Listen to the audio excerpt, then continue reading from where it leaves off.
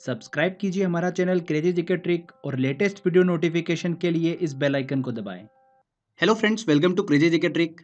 दोस्तों, आज के इस वीडियो में देखिए हम इंडियन ज्योग्राफी का बहुत ही इंपॉर्टेंट टॉपिक डिस्कस करने वाले हैं, जो कि है इंडियन रिवर, भारतीय नदियां। ठीक है, बहुत ही इंपॉर्टेंट टॉपिक है। हर एग्जाम में दोस्तों यहाँ से एक या दो क्वेश्चन जरूर आपको देखने को मिलेगा। तो वीडियो को पूरा देखिएगा, जिससे कि आपका इंडियन रिवर से एक या दो नंबर जो है वो बिल्कुल पक्का हो जाए। ठीक है, स्पेशली पीएससी एग्जाम में देखिए यहाँ से क्वेश्चन जरूर पूछा जाता है। इस टॉपिक को देखिए हम फ्रेंड्स दो लेक्चर में कवर करेंगे। ठीक है, दो वीडियो में हम इसको कवर करेंगे। बहुत ही बड़ा टॉपिक है। पहले वीडियो में देखिए हम सारा थ्योरी सेक्शन को कवर करेंगे, एंड सेकेंड वीडियो में हम इंडियन रिवर से रिलेटेड सभी इंपॉर्टेंट क्वेश्चन जो है वो सॉल्व करेंगे। 50+ इंपॉर्टेंट क्वेश्चन जो लास्ट ईयर एग्जाम में पूछे गए हैं, वो सारे क्वेश्चन जो है हम सॉल्व करेंगे सेकेंड लेक्चर में।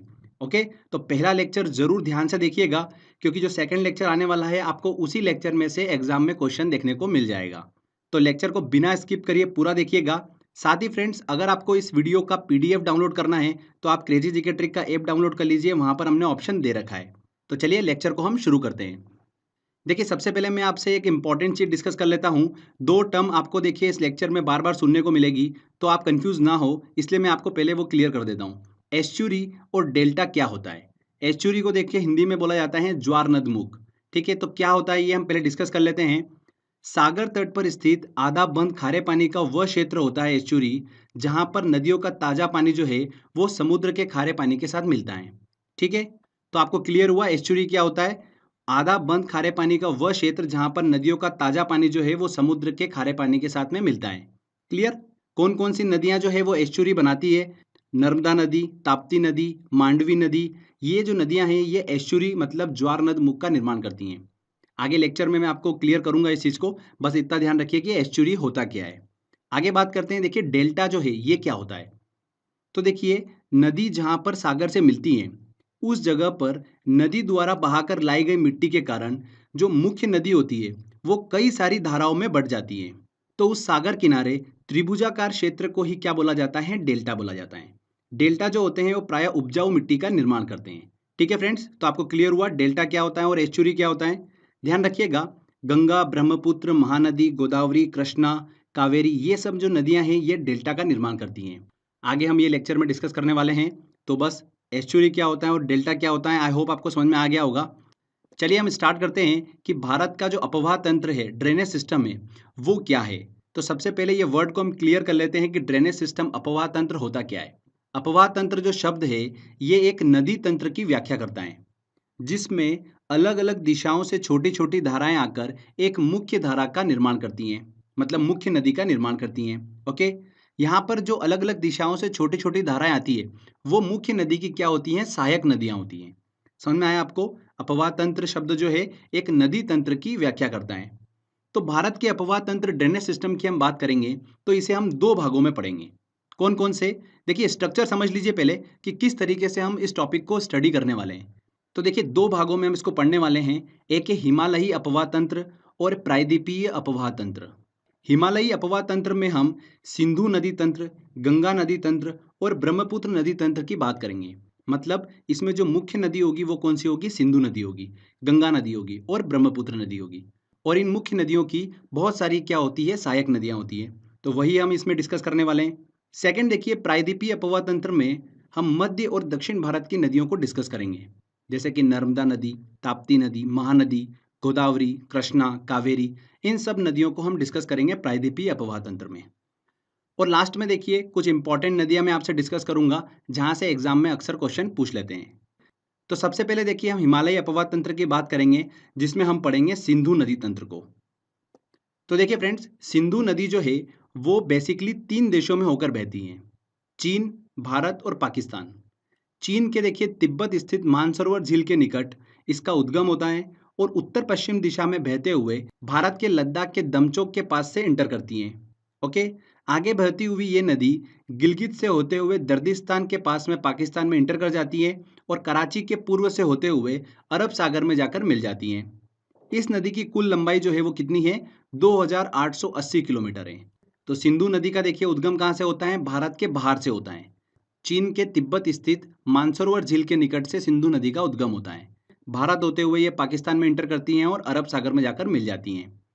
ध्यान रखिएगा, भारत का जो लेह शहर है वो सिंधु नदी के दाएं तट पर स्थित है। ये एग्जाम में क्वेश्चन पूछ लिया था, इस चीज को आप ध्यान रखिएगा, कहाँ पर स्थित है, दाएं तट पर स्थित है। सिंधु नदी के देखिए अरब सागर में मिलने से पहले इसमें 5 प्रमुख इसकी सहायक नदियां जो है वो आकर मिलती है। कौन कौन सी? चेनाब, झेलम, रावी, व्यास और सतलज नदी। ये पांचों नदियां जो है वो सिंधु नदी में आकर मिलती हैं। उसके बाद में सिंधु नदी जो है वो अरब सागर में जाकर मिल जाती हैं। इसमें देखिए चेनाब और सतलज इसकी दो सबसे बड़ी सहायक नदियां हैं। चलिए एक एक करके समझ लेते हैं। चेनाब नदी की हम सबसे पहले बात करते हैं। ये सिंधु नदी की सबसे बड़ी सहायक नदी है। इसका उद्गम जो है वो हिमाचल प्रदेश के देखिए K12 लारा दर्रे से होता है। हिमाचल प्रदेश में इस नदी का निर्माण जो है वो दो नदियों से होता है, एक चंद्रा और भागा। इसलिए इसे हिमाचल प्रदेश में चंद्रभागा नदी के नाम से भी जाना जाता है। चेनाब नदी को चंद्रभागा नदी के नाम से भी जाना जाता है हिमाचल प्रदेश में। इंपॉर्टेंट है, क्वेश्चन पूछा जा सकता है यहाँ से, ध्यान रखिएगा। आगे बहती हुई ये नदी पाकिस्तान में जाकर सिंधु नदी से मिल जाती हैं।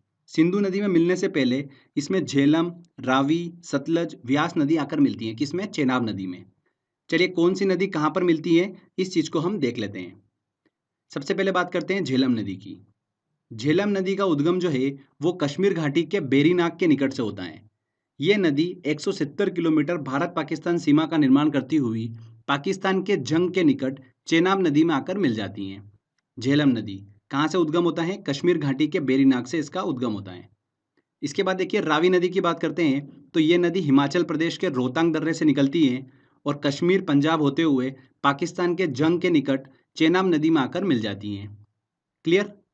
इसके बाद देखिए सतलज नदी की बात करते हैं।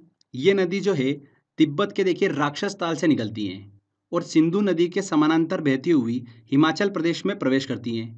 आगे पंजाब होते हुए पाकिस्तान के भावलपुर में चेनाब नदी में जाकर मिल जाती हैं। चेनाब नदी में मिलने से पहले इसमें व्यास नदी जो है वो आकर मिलती है। किसमें? सतलज नदी में। ध्यान रखिएगा, सतलज नदी का जो उद्गम है वो भारत में नहीं होता है। कहाँ पर होता है? तिब्बत के मानसरोवर में होता है। ठीक है, तिब्बत के मानसरोवर स्थित राक्षस ताल से सतलज नदी जो है वो निकलती है। हमने जैसे कि बात करी कि व्यास नदी जो है वो सतलज नदी में आकर मिल जाती है, तो व्यास नदी को डिस्कस कर लेते हैं। व्यास नदी जो है वो रोहतांग दर्रे से निकलती हैं और व्यास नदी हिमाचल प्रदेश के कुल्लू घाटी में बहते हुए पंजाब के हरीके में सतलज नदी से आकर मिल जाती हैं। ओके फ्रेंड्स, हरीके क्षेत्र में जो व्यास और सतलज नदी का संगम होता है वहीं से देश की सबसे लंबी नहर जो है इंदिरा गांधी नहर वो निकलती है। देश की सबसे लंबी नहर जो है इंदिरा गांधी नहर कहाँ से निकलती है? हरीके में निकलती है, जहाँ पर व्यास और सतलज नदी का संगम होता है। ओके, ये नहर जो है पंजाब राजस्थान से होकर गुजरात में एंटर करती है। राजस्थान में इसकी सबसे अधिक लंबाई है 470 किलोमीटर। तो ये चीज़ आपको पता होना चाहिए। साथ ही ध्यान रखिएगा फ्रेंड्स, पाकिस्तान के जैसा कि मैंने आपको बताया कि बहावलपुर में सतलज नदी जो है वो चेनाब नदी से मिलती हैं।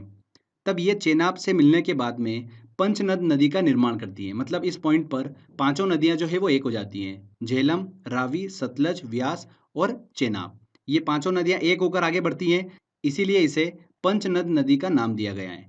मतलब सिंधु नदी में मिलने से पहले 45 किलोमीटर तक ये पांचों नदियां एक होकर आगे बढ़ती हैं। ठीक है, तो पंचनद नदी किसे बोला गया है ये आपको क्लियर हो गया होगा, इस चीज को ध्यान रखिएगा। अब देखिए फ्रेंड्स, दिमाग में एक बात आती है कि सिंधु, चेनाब, झेलम, रावी, सतलज और व्यास नदी जो है ये सारी नदियां भारत में होते हुए बहती हैं, उसके बाद में पाकिस्तान में एंटर करती हैं। तो भारत अगर पूरी तरह से इन नदियों को रोक ले तो पाकिस्तान के पास तो पानी कैसे पहुंचेगा? तो इसको ध्यान में रखकर एक सिंधु जल समझौता हुआ था 1960 में पानी के वितरण के लिए। तो ये चीज़ भी आपको पता होना चाहिए, इसलिए ध्यान से सुनिएगा। 1960 में भारत और पाकिस्तान के बीच में एक संधि हुई थी, सिंधु जल संधि। इस संधि के अनुसार 3 पूर्वी नदियों का कंट्रोल जो है वो किसे दिया गया? भारत को दिया गया, व्यास, रावी और सतलज नदी का। ठीक है, और 3 पश्चिमी नदियां जो थी, सिंधु, चेनाब और झेलम, इन तीनों पश्चिमी नदियों का कंट्रोल किसे दिया गया? पाकिस्तान को दिया गया। तो ये थी सिंधु जल संधि। इस चीज को आप ध्यान रखिएगा, 1960 में हुई थी। किस नदी का कंट्रोल किस देश को दिया गया है ये आपको पता होना चाहिए। व्यास, रावी और सतलज नदी का भारत को दिया गया, सिंधु, चेनाब और झेलम का कंट्रोल दिया गया पाकिस्तान को। तो ये हमने अच्छे से पूरा डिस्कस करा सिंधु नदी तंत्र। आई होप आपको समझ में आया होगा। ठीक है, यहाँ पर जो मुख्य धारा थी वो कौन सी थी? सिंधु नदी थी। उसकी बहुत सारी सहायक नदियाँ थी, झेलम, रावी, सतलज, व्यास और चेनाब, ये उसकी सहायक नदियाँ थी जो हमने अच्छे से डिस्कस कराएं। चलिए आगे हम बात करते हैं अब गंगा नदी तंत्र की। इंपॉर्टेंट है, यहाँ से बहुत क्वेश्चन एग्जाम में पूछे जाते हैं, तो ध्यान से सुनिएगा। गंगा नदी जो है वो भारत की सबसे लंबी नदी है। इसकी कुल लंबाई जो है वो कितनी है, 2525 किलोमीटर है। भारत में इसकी लंबाई कितनी है, 2071 किलोमीटर जो है भारत में इसकी लंबाई है। बाकी जो है वो बांग्लादेश में है। आगे देखिएगा इंपॉर्टेंट चीज, सतोपथ हिमानी से निकली अलकनंदा नदी और गोमुख से निकली भागीरथी नदी जब देवप्रयाग में आकर मिलती हैं, तब इसका संयुक्त रूप जो है वो क्या कहलाता है, गंगा नदी कहलाता है। क्लियर हुआ। बहुत बार एग्जाम में क्वेश्चन पूछा गया है कि देखिए अलकनंदा नदी कहाँ से निकलती है, भागीरथी नदी कहाँ से निकलती है, तो ये चीज आपको पता होना चाहिए। गंगोत्री से 19 किलोमीटर दूर गोमुख से निकलती है भागीरथी नदी। वेरी वेरी इंपॉर्टेंट क्वेश्चन है, ठीक है। बहुत बार एग्जाम में क्वेश्चन ये पूछा गया है। और अलकनंदा नदी और भागीरथी नदी किस स्थान पर आकर मिलती हैं, किस स्थान पर, देवप्रयाग में आकर मिलती हैं। ये चीज आपको पता होना चाहिए। ओके। अलकनंदा नदी की देखिए दो प्रमुख सहायक नदियां हैं, वो ध्यान रखिएगा, एक पिंडार नदी और एक मंदाकिनी नदी। पिंडार नदी जो है ये अलकनंदा को कर्णप्रयाग में आकर मिलती हैं। कहाँ पर मिलती है, कर्णप्रयाग में। और मंदाकिनी नदी जो है ये अलकनंदा को रुद्रप्रयाग में आकर मिलती है। कहाँ पर, रुद्रप्रयाग में। तो कर्णप्रयाग में देखिए अलकनंदा को पिंडार नदी मिलती है, रुद्रप्रयाग में अलकनंदा को मंदाकिनी नदी मिलती है, और देवप्रयाग में अलकनंदा को भागीरथी नदी मिलती है। ठीक है, ये चीज ध्यान रखिएगा, इंपॉर्टेंट है। साथ ही धौलीगंगा जो है वो अलकनंदा को विष्णु प्रयाग में आकर मिलती है। और फ्रेंड्स, प्रसिद्ध केदारनाथ मंदिर जो है वो किस नदी के तट पर स्थित है, मंदाकिनी नदी के तट पर ही स्थित है। बद्रीनाथ का जो प्रसिद्ध मंदिर है वो अलकनंदा नदी के तट पर स्थित है। तो दोनों ये प्रसिद्ध मंदिर जो है वो किस नदी के तट पर स्थित है, ये आपको पता होना चाहिए। मंदाकिनी नदी के तट पर स्थित केदारनाथ मंदिर और अलकनंदा नदी के तट पर स्थित बद्रीनाथ मंदिर। क्लियर हुआ। उत्तराखंड से देखिए निकली गंगा उत्तर प्रदेश बिहार होते हुए पश्चिम बंगाल तक बहती हैं। पश्चिम बंगाल के फरक्का पर ये दो धाराओं में बढ़ जाती है, हुगली नदी और मुख्य धारा भागीरथी में। ये भागीरथी नदी जो है ये बांग्लादेश में मुख्य धारा के रूप में प्रवेश करती हैं, जहां पर इसे पद्मा के नाम से जाना जाता है। गंगा नदी को बांग्लादेश में पद्मा के नाम से जाना जाता है। ठीक है, इंपॉर्टेंट क्वेश्चन है। आगे बहती हुई ये पद्मा ब्रह्मपुत्र, जिसे बांग्लादेश में जमुना बोला जाता है, उससे मिल जाती है। और गंगा और जमुना का संयुक्त रूप जो कि ब्रह्मपुत्र नदी है, उसका संयुक्त रूप क्या कहलाता है, मेघना कहलाता है। और बंगाल की खाड़ी में मेघना के रूप में ये नदी जो है जाकर मिल जाती है। ठीक है फ्रेंड्स, इस चीज को ध्यान रखिएगा, मेघना के फॉर्म में ये बंगाल की खाड़ी में मिलती हैं। क्लियर। अब देखिए गंगा नदी की बहुत सारी सहायक नदियां हैं। गंगा नदी तंत्र जो है उसमें देखिए बहुत सारी इसकी सहायक नदियां हैं। कौन कौन सी, यमुना नदी, कोसी, सोन, गोमती, दामोदर, घाघरा जिसे सरयू नदी कहते हैं, गंडक और रामगंगा नदी। ये सब नदियां जो है गंगा नदी की सहायक नदियां हैं। और बहुत सारी सहायक नदियों की भी अपनी सहायक नदियां हैं, उन सभी को हम अच्छे से डिस्कस करने वाले हैं। तो सबसे पहले हम स्टार्ट करते हैं यमुना नदी से। देखिए गंगा की सबसे बड़ी सहायक नदी अगर कोई सी है तो वो कौन सी है, यमुना नदी है, जो कि उत्तराखंड के बंदरपुर चोटी पर स्थित यमुनोत्री हिमानी से निकलती हैं। कहाँ से निकलती है, ध्यान रखिएगा, उत्तराखंड के बंदरपुर चोटी से निकलती हैं। ये नदी उत्तराखंड से हरियाणा और दिल्ली उत्तर प्रदेश से बहते हुए प्रयागराज इलाहाबाद में गंगा नदी से जाकर मिल जाती हैं। कहाँ पर मिलती है यमुना नदी गंगा से, इलाहाबाद मतलब प्रयागराज में आकर मिलती हैं। यमुना नदी का प्राचीन नाम ध्यान रखिएगा, कालिंदी नदी है। क्या नाम है, कालिंदी नदी। अभी देखिए 1-2 साल पहले ये क्वेश्चन पूछ लिया था रेलवे में, तो इस चीज को ध्यान रखिएगा। यमुना नदी जो है इसका भी देखिए एक अपने आप में अपवाह तंत्र है, मतलब इसमें बहुत सारी सहायक नदियां आकर मिलती है यमुना में। उसमें देखिए कौन कौन सी, चंबल नदी, बेतवा नदी, केन नदी, ये नदियां जो है यमुना नदी में आकर मिलती हैं। अब देखिए इनको भी हम डिस्कस कर लेते हैं क्योंकि क्वेश्चन यहाँ से भी बनता है। तो चंबल नदी की सबसे पहले बात करते हैं। ये नदी देखिए मध्य प्रदेश के इंदौर स्थित महू क्षेत्र के जानापाव पर्वत से निकलती हैं। कहाँ से निकलती है, इंदौर से, देखिए मध्य प्रदेश से निकलती हैं। और उत्तर मध्य भाग में बहते हुए ये नदी राजस्थान से होकर उत्तर प्रदेश के इटावा में यमुना नदी से आकर मिल जाती हैं। कौन सी, चंबल नदी। इस नदी की देखिए लंबाई कितनी है, कुल 965 किलोमीटर है। इसके बाद देखिए बेतवा नदी मध्य प्रदेश के भोपाल से निकलती हैं, जो उत्तर पूर्वी दिशा में बहते हुए उत्तर प्रदेश के हमीरपुर में यमुना नदी से आकर मिल जाती हैं। बेतवा नदी भी मध्य प्रदेश से निकलती हैं। ध्यान रखिएगा, एक प्रसिद्ध स्थान सांची जो है वो बेतवा नदी के किनारे पर ही स्थित है। सांची में कई बौद्ध स्मारक हैं। सांची का स्तूप जो है वो अशोक ने 3री शताब्दी ईसा पूर्व में बनाया था।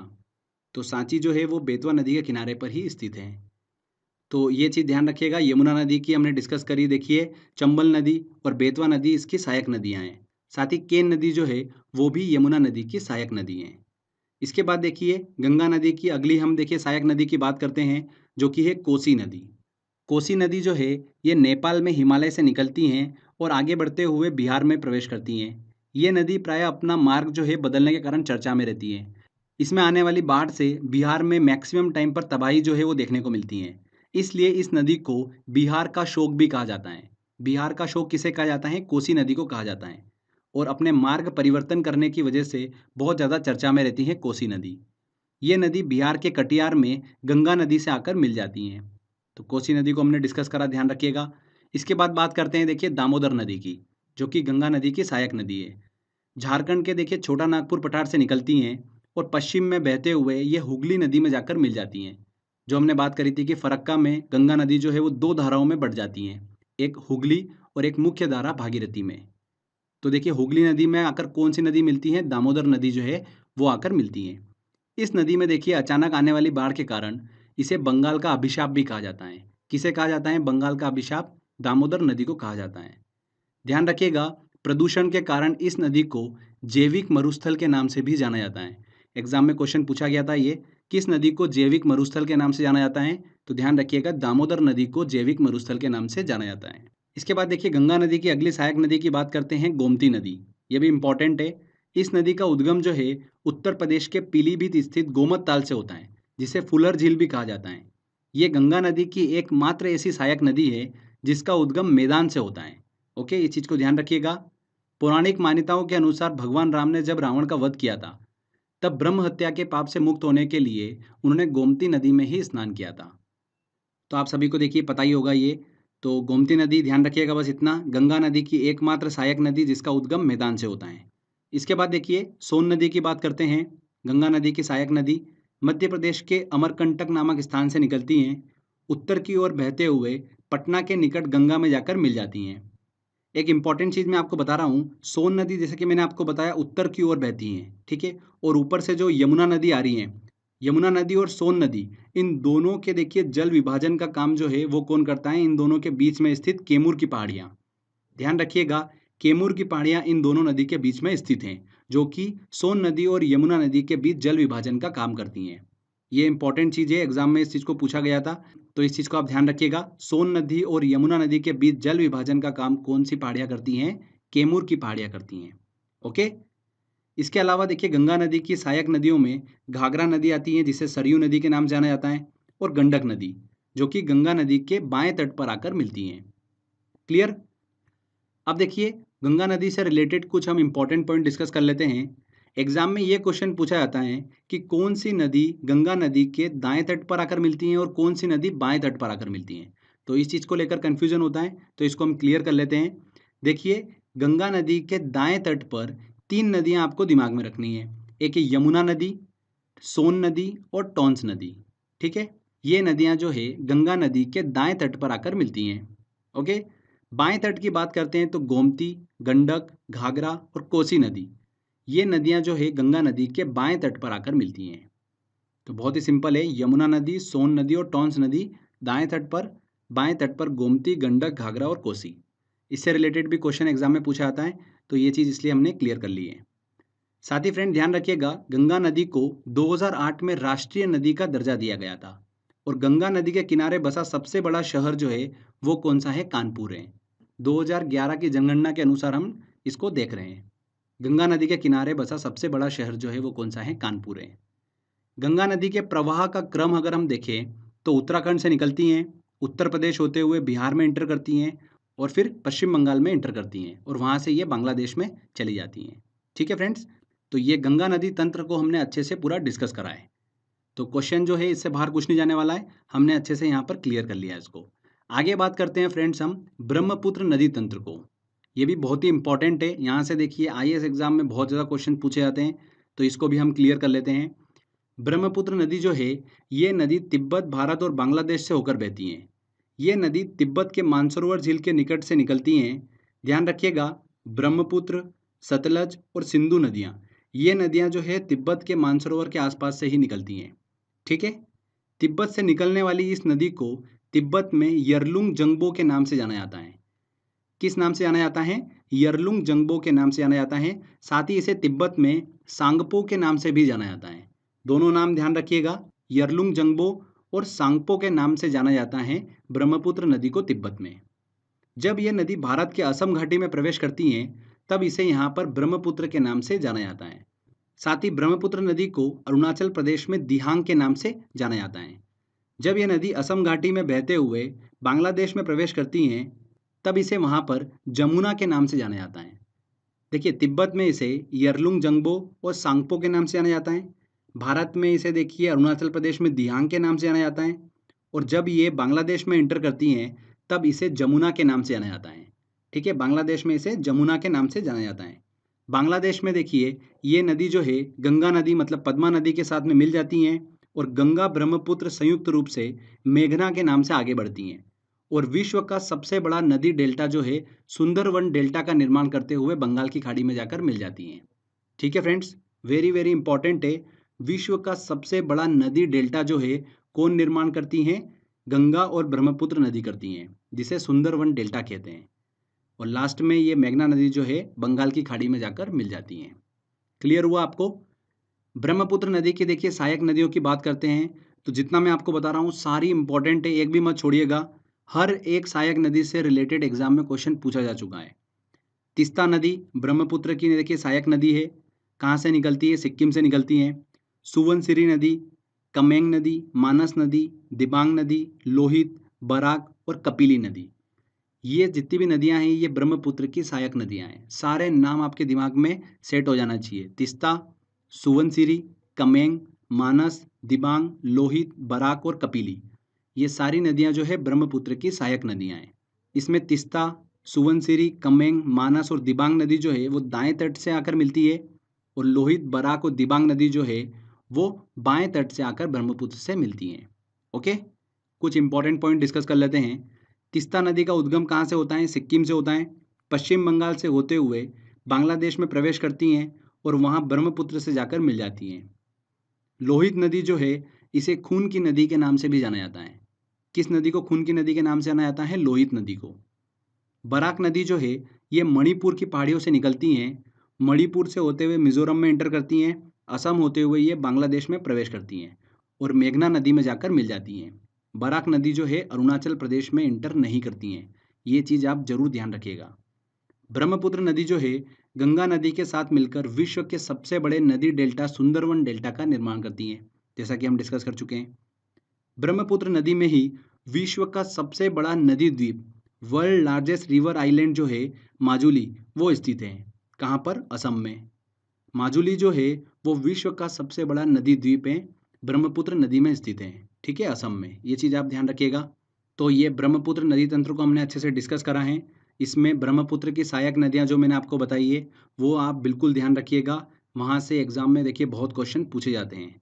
तो फ्रेंड्स ये देखिए हमने अच्छे से हिमालयी नदी तंत्र को डिस्कस करा, जिसमें हमने सिंधु नदी तंत्र, गंगा नदी तंत्र और ब्रह्मपुत्र नदी तंत्र को अच्छे से डिस्कस करा है। क्लियर?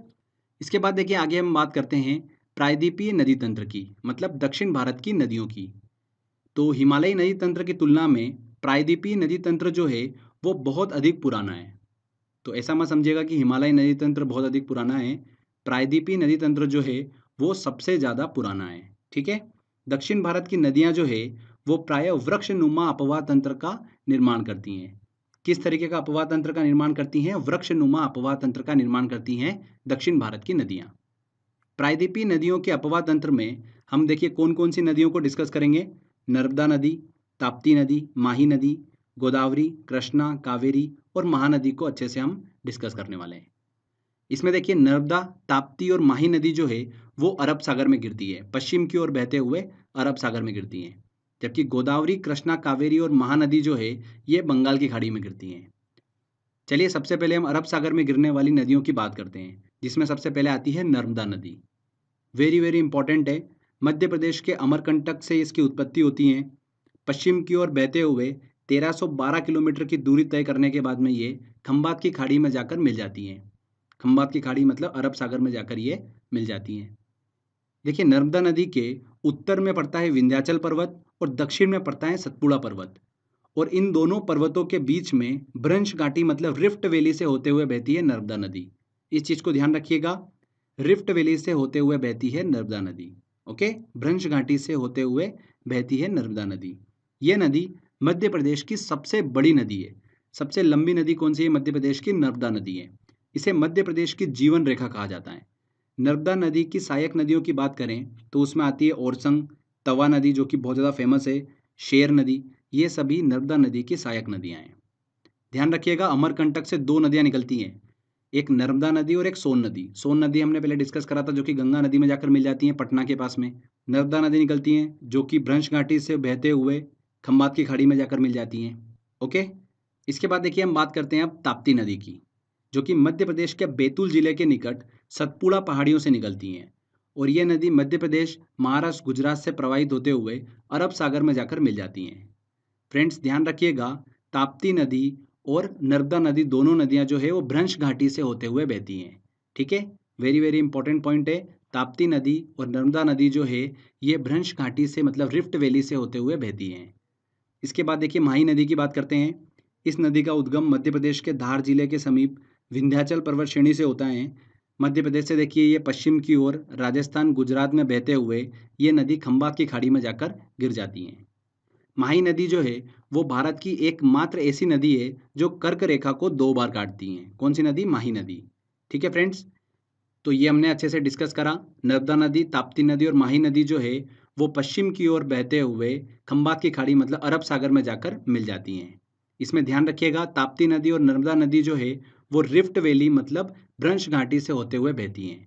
और स्टार्टिंग में हमने डिस्कस करा था कि ताप्ती नदी और नर्मदा नदी जो है वो एस्चुरी का निर्माण करती हैं। जब ये समुद्र से मिलती है वहां पर एस्चुरी का निर्माण करती हैं। कौन सी नदी? ताप्ती नदी और नर्मदा नदी। साथ ही ध्यान रखिएगा, गोवा में बहने वाली मंडोवी नदी जिसे मांडवी नदी कहते हैं वो भी एस्चुरी का निर्माण करती हैं। Okay, very very important point है ये, इस चीज को ध्यान रखिएगा। नर्मदा नदी, ताप्ती नदी एस्चुरी का निर्माण करती हैं। आगे अब देखिए पूर्व की ओर बहने वाली नदियों की बात करते हैं। उसमें सबसे पहले हम डिस्कस करेंगे गोदावरी नदी। बहुत ही इंपॉर्टेंट है। इस नदी की कुल लंबाई कितनी है? 1465 किलोमीटर है। ये प्रायद्वीपीय भारत की सबसे लंबी नदी है। ध्यान रखिएगा वर्ड को, प्रायद्वीपीय भारत की सबसे लंबी नदी कौन सी है? गोदावरी नदी। भारत की सबसे लंबी नदी पूछा जाता है तो गंगा नदी है। ठीक है, वर्ड को आप ध्यान रखिएगा। ये नदी जो है महाराष्ट्र के नासिक जिले के त्र्यंबकेश्वर से निकलती हैं और दक्षिण पूर्व की ओर बहते हुए बंगाल की खाड़ी में जाकर गिर जाती हैं। ध्यान रखिएगा, गोदावरी नदी की सहायक नदियों की बात करें, क्योंकि गोदावरी नदी का भी अपना एक अपवाह तंत्र है, तो इसकी सहायक नदियां हैं कौन कौन सी? पेनगंगा, इंद्रावती और प्रणहिता। इंद्रावती बहुत ही इंपॉर्टेंट है, ये तो आपके दिमाग में फिट हो जाना चाहिए कि गोदावरी नदी की देखिए सहायक नदी इंद्रावती। तो पेनगंगा, इंद्रावती और प्रणहिता ये गोदावरी नदी की सहायक नदियां हैं। यहाँ से देखिए एग्जाम में क्वेश्चन पूछा गया था, आईएएस एग्जाम में क्वेश्चन पूछा गया था यहाँ पर 2015 में। तो क्लियर हुआ। आगे बात करते हैं फ्रेंड्स कृष्णा नदी की।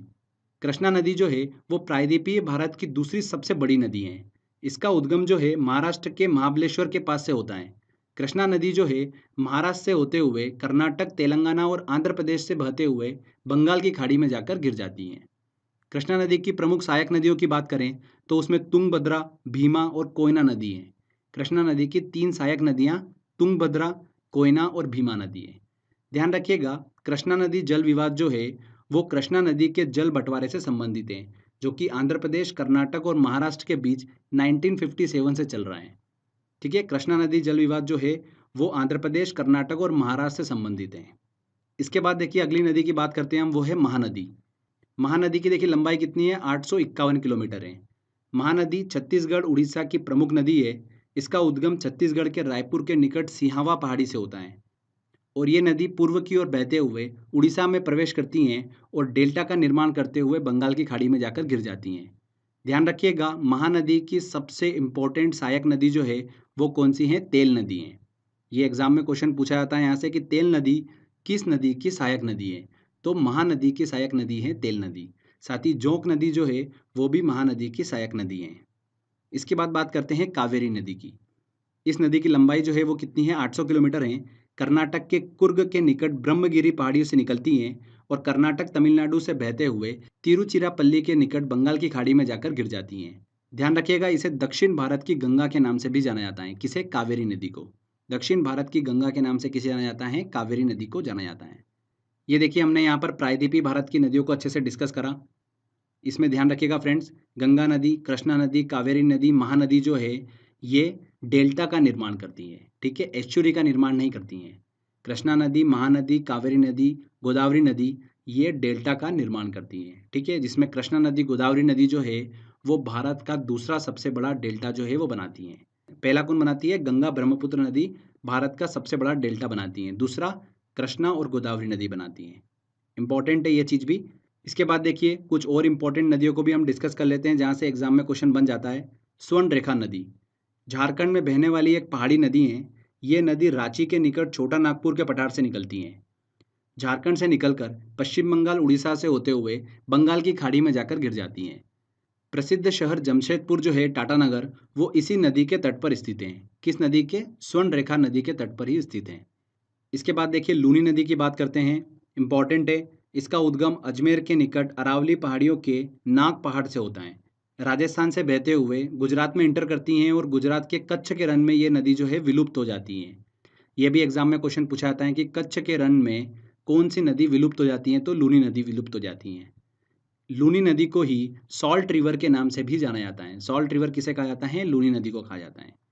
इसके बाद काली नदी को डिस्कस करते हैं। इस नदी को शारदा और काली गंगा के नाम से भी जाना जाता है। ये नदी हिमालय स्थित कालापानी नामक स्थान से निकलती हैं, उत्तराखंड में बहते हुए उत्तर प्रदेश में प्रवेश करती हैं और बहते हुए घाघरा नदी, जिसे सरयू नदी कहते हैं, उसके साथ में जाकर जॉइंट हो जाती हैं, काली नदी।